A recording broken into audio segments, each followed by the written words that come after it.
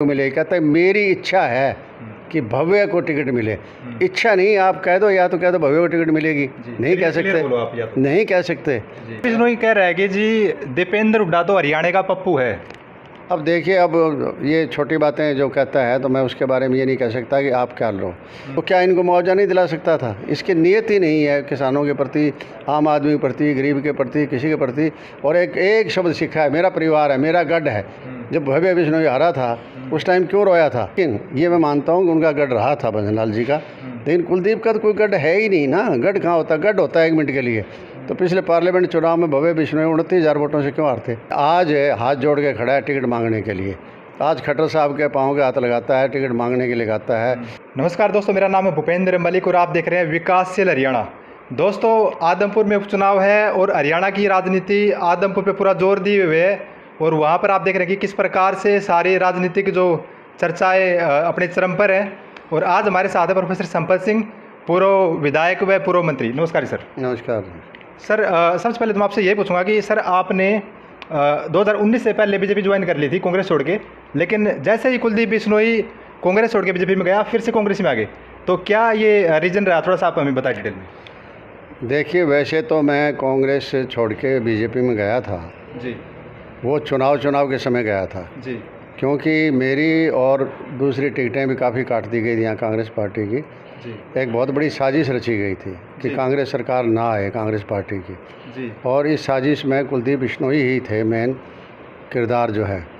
उन्होंने बहुत सी टिकटें कटवा कर जो है बीजेपी की झोली में डलवा दी थी या जेजेपी की झोली में डलवा दी थी। जी। इस कारण जो है ना मुझे कांग्रेस पार्टी छोड़नी पड़ी थी और बीजेपी ज्वाइन करनी पड़ी थी। लेकिन चुनाव के इमीडिएट बाद जिस तरह बीजेपी का रवैया रहा, कांग्रेस विरोधी रहा, अपने ये किसान विरोधी रहा जी। और 1 साल तक किसान आंदोलन करते रहे, तो उस टाइम जो है ना मैंने तो तटस्थ होकर बीजेपी से किनारा कर लिया था और मैं किसानों की लड़ाई लड़ रहा था। जी, ठीक है सर। मुझे ये बताइए कि जिस हिसाब से आज कुलदीप बिश्नोई पूर्व मुख्यमंत्री भूपेंद्र सिंह हुड्डा को चैलेंज कर रहा है कि या तो आप लड़ो चुनाव आदमपुर में या फिर दीपेंद्र हुड्डा को लड़ाओ, आपको क्या लग रहा है कि इसमें ये बचकानी बातें हैं भाई। ये आपकी वजह से चुनाव हो रहा है जी। अगर आप जो है कांग्रेस पार्टी ना छोड़ते जी और दगा देकर बीजेपी की मदद ना करते, ये चुनाव ही नहीं आना था। ये लोगों पर थोपा गया चुनाव है ये साधारण चुनाव नहीं है, थोपा गया चुनाव है। वरना चुनाव लड़ने की और चुनाव लड़ाने की और की जरूरत ना पड़ती। अब भूपेंद्र हुड्डा को चैलेंज करना, उधर कुलदीप बिश्नोई जो है वो दीपेंद्र हुड्डा को अभी चैलेंज कर रहे हैं। अरे भैया, वो उनकी अपनी जगह है, अपनी पहचान। कुलदीप बिश्नोई कह रहा है कि जी दीपेंद्र हुड्डा तो हरियाणा का पप्पू है। अब देखिए, अब ये छोटी बातें जो कहता है तो मैं उसके बारे में ये नहीं कह सकता कि आप क्या लो। अब लोग जानते हैं कि चो भजनाल के नाम के आपको वोट मिलते हैं, बाकी आपके बारे में भी पता है लोगों को। ना आप लोगों को टेलीफोन पर अवेलेबल होते हैं, ना आप हिसार में घर पर अवेलेबल होते हैं, ना आदमपुर में अवेलेबल होते हैं। आप उपलब्ध ही नहीं होते हैं। सिर्फ चुनाव के दौरान आपका जो है ना टेलीफोन खुलता है, टेलीफोन लेते हैं। उसकी टेलीफोन की लिमिट क्या होती है? चुनाव। जिस दिन चुनाव ख़त्म हो जाते हैं उसी दिन इनके टेलीफोन की लिमिट ख़त्म हो जाती है और वो टेलीफोन इनका बंद हो जाता है। तो लोगों से कोई संपर्क नहीं रहा है, उनका नाम का ले लिया। और सबसे बड़ी बात है कि कांग्रेस में होते हुए चीफ मिनिस्टर का टैग लगा होता था कि मैं सीएम बनूंगा, क्योंकि कांग्रेस ने वर्किंग कमेटी तक को इसको मेंबर बनाया। चो भजनलाल जी की पहचान थी कांग्रेस पार्टी के अंदर, उसका इसको फ़ायदा मिलता रहा। लेकिन आज हाथ जोड़ के खड़ा है टिकट मांगने के लिए। आज खट्टर साहब के पाँव के हाथ लगाता है, टिकट मांगने के लिए गाता है, सब कुछ पापड़ पेल रहा है। अब सीएम वाले पर टैग तो हट गया इसका। आज ये तो नहीं कह सकता ना मैं सीएम बनूंगा, ये भी नहीं कह सकता मैं मंत्री बनूंगा, ये भी नहीं कह सकता कि टिकट मुझे मिलेगी या बेटे को मिलेगी। कहता है मेरी इच्छा है कि भव्य को टिकट मिले। इच्छा नहीं, आप कह दो, या तो कह दो भव्य को टिकट मिलेगी, नहीं कह सकते, नहीं कह सकते। वो कांग्रेस पार्टी में ये बात थी, कह सकते थे, लेकिन यहाँ नहीं कह सकते। इसलिए अब अपना वजूद धीरे धीरे ख़त्म हो रहा है। तो दूसरों के गले पड़ने का प्रयास कर रहा है। अभी भूपेंद्र हुड्डा लड़ ले, फलाना लड़ ले, क्यों लड़ ले? वो राज्यसभा मेंबर है, वो एमएलए है, अपोजिशन का लीडर है, कॉन्स्टिट्यूशनल जिम्मेदारी है उसके पास में। तो ये छोटी बात करने कांग्रेस पार्टी का यह आधार है और कांग्रेस पार्टी चुनाव लड़ेगी, कांग्रेस पार्टी चुनाव जीतेगी। कोई ज़रूरी नहीं है कि वही चुनाव वो लड़े। वो तो एक बचकानी बातें कह देना कि ये तू लड़ ले, आजा मैं कर दे। जब चुनाव कोई हार जाता है तो साथल पीटता है कि आजा दोबारा आ जाकर।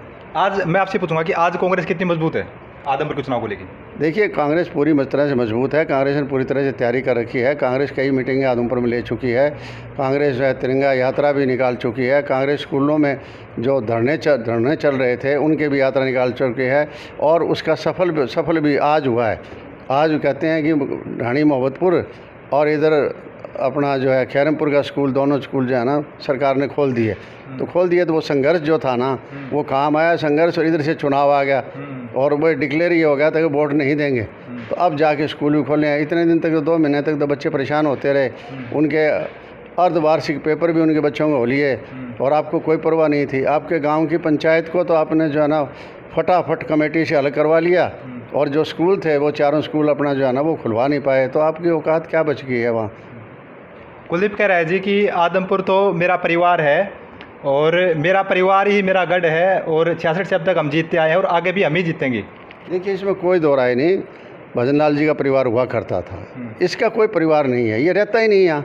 कह रहे कि गढ़ है मेरा, आदमपुर तो गढ़ है मेरा। रहता ही नहीं ना, गढ़ इसमें कोई दो राय नहीं। जो भजन लाल का गढ़ था मैं भी मानता हूँ, हालांकि हम आपस में दोनों विरोधी रहे हैं भजन लाल जी और मैं, लेकिन ये मैं मानता हूँ कि उनका गढ़ रहा था भजन लाल जी का। लेकिन कुलदीप का तो कोई गढ़ है ही नहीं ना। गढ़ कहाँ होता? गढ़ होता है 1 मिनट के लिए। तो पिछले पार्लियामेंट चुनाव में भव्य बिश्नोई 29,000 वोटों से क्यों हारते? गढ़ था, अगर गढ़ ही होता इनका तो इतने वोटों से क्यों हारते? आदमपुर में हारना पहली बार इनके परिवार का सदस्य कोई आदमपुर में वो हारा है, वरना हारने का मतलब ही नहीं। 68 से लेकर अब तक 54 साल हो गए हैं। अच्छा जी, मुझे आप ये बताइए कि संपत सिंह की नज़रों में आदमपुर की आज क्या हालात है, जल भराव को लेकर, वहाँ के किसानों की हालात को लेकर, वहाँ की आम जनता को लेकर? देखिए, बहुत बुरी हालत है किसानों के, तो बहुत बुरी हालात है। किसानों को तो 2020 का मुआवजा भी नहीं मिला, 2021 का मुआवजा भी नहीं मिला। फसलें सबसे ज़्यादा नष्ट जो है वो आदमपुर हल्के में और नलवा हल्के में हुई है। इधर से बालसमंद तहसील और उधर आदमपुर तहसील। वैसे तो खेड़ी चौपटा भी तहसील के गाँव का नुकसान बहुत हुआ था, लेकिन इन दोनों में ज़्यादा नुकसान हो रहा है। सारे हरियाणा प्रदेश में मुआवजा मिल गया। यहाँ पिछले 3 महीने से किसान बैठे रहे धरने पर, बार बार उनको उठाया गया आश्वासन देकर कि आपका मुआवजा मिल जाएगा। बार बार कुलदीप बिश्नोई भी गया और लोग भी गए, उन्होंने सब ने आश्वासन भी दिया और बाद में कहा कि ये मुआवजा आ गया है, लेकिन किसान के खाते में तब तक नहीं डला है। 1 नया पैसा नहीं डला। तो किसान दुखी है, किसान परेशान है। इसमें कोई दो राय नहीं है कि सबसे ज़्यादा पिछड़ा हुआ एरिया यही पड़ता है। टेल पड़ता है, पानी की टेल है और पानी भी नहीं लगता है। पानी नहीं लगने की वजह से सूखी फसलें ये बर्बाद हो गई। सारी फसलें बीजी थी किसान ने, कोई बरसात के पानी की वजह से बिजाई हुई थी और उसके बाद बिजाई के बाद ना तो इनको पानी मिला और या जल भराव हो गया या कीड़े पड़ के फसलों के अंदर जो है फसल पूरी तरह से बर्बाद हो चुकी है। हमने देखा है पानी भरा हुआ है। एक पैसा मुआवजा नहीं दिया। जब मैं कहता हूँ रातों रात ये आदमपुर गांव को कमेटी से अलग करा सकता है, तो क्या इनको मुआवजा नहीं दिला सकता था? इसकी नीयत ही नहीं है किसानों के प्रति, आम आदमी के प्रति, गरीब के प्रति, किसी के प्रति। और एक शब्द सीखा है, मेरा परिवार है, मेरा गढ़ है। जब भव्य बिश्नोई हारा था उस टाइम क्यों रोया था कि आप लोगों ने मेरी परवाह नहीं की, मेरी बेइज्जती कर दी। तुम कहते हो तो मैं चुनाव नहीं लड़ता, मैं राजनीति संन्यास ले लेता हूँ, फलाना कर लेता हूँ, ढिगड़ा कर लेता हूँ, इस तरह की बातें करी थी। तो बौखला ये बात भी कह रहा है जी कि आदमपुर में मैंने काम करवाया है और आगे भी मैं ही करवाऊंगा। कब कराया? किस उम्र में करवा लिया? समझ में नहीं आता है। 98 में तो ये राजनीति में आया था। 98 में चौधरी भजन लाल जी करनाल से चुनाव जीते थे पार्लियामेंट का। इसके बाद ये सीट खाली हो गई थी। जो 96 में पहले भजन लाल जी जीत के गए थे यहाँ से, तो 98 में ये खाली हो गई सीट, उन्होंने रिजाइन कर दिया था, MP बन गया MLA का। तो 98 में तो आया। 98 के बाद काम कब करवाता था ये? काम कराने का एक तरफ तो कहता है 26 साल का सूखा दूर कर दूंगा, 96 से कहता है ये, 96 से 26 साल सूखे है। सूखे है फिर काम कहाँ करा है? इसकी अपनी बात में ही विरोधाभास है। यहाँ से कह देना कि मैं जो है ना सूखा दूर कर दूंगा और उधर ये कह देना कि मैंने काम करवाया है। कहाँ करवाया? आदमपुर जो करवाया मानते हैं, चाहे भजन लाल जी ने कराया, चाहे बंसी लाल जी ने कराया, हुड्डा साहब ने करवाया, इसमें कोई दो राय नहीं। जब इसकी सरकार रही उन्होंने काम करवाए हैं, इसमें कोई दो राय। लेकिन इसका तो कोई लेना देना नहीं। व्यक्तिगत तौर पर हम बात करें तो इसकी तो एक ईंट आदमपुर हल्के के अंदर नहीं लगाड़ी मिलेगी आपको कहीं भी। कोई किसी आदमी के सुख दुख में भी शामिल नहीं होता ये। जो भजन लाल की ये खासियत तो थी, सुख दुख में शामिल होते थे। ये किसी के सुख दुख में शामिल नहीं होता, इनको लेना जानता भी नहीं किसी को। बस ये कहेगा हाँ भाई साहब थापी मार आदमी है। लेकिन एक बात मैं कहूँगा सर, आदमपुर में जब हम गए गांव में मैंने देखा तो लोग यही कह रहे हैं कि जी कुछ भी हो वोट तो हमें कुलदीप नहीं देवांगे। नहीं नहीं, ऐसी कोई बात नहीं है। कई बार क्या होता है, परचान सुशी के आदमी आगे आ जाते हैं, एक जगह बैठे हो 10 आदमी बैठे हो मान लो, और वो ये बात कह दें। लेकिन ऐसे वीडियो बहुत आ रहे हैं, आप जैसे ये आपके सोशल मीडिया से उनको हम तो सुनते रहते हैं कि सोशल मीडिया से बहुत आ रहा है कि किस बात का वोट दें हम। ना हमारे बीच में आता, ना हमारे जाता कभी कहीं।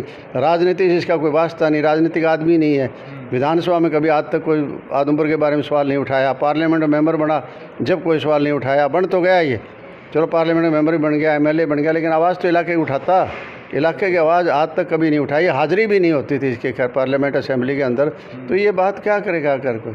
अच्छा सर, आज आम आदमी पार्टी भी मैदान में है और शिक्षा स्वास्थ्य को लेकर काफ़ी चर्चा में है।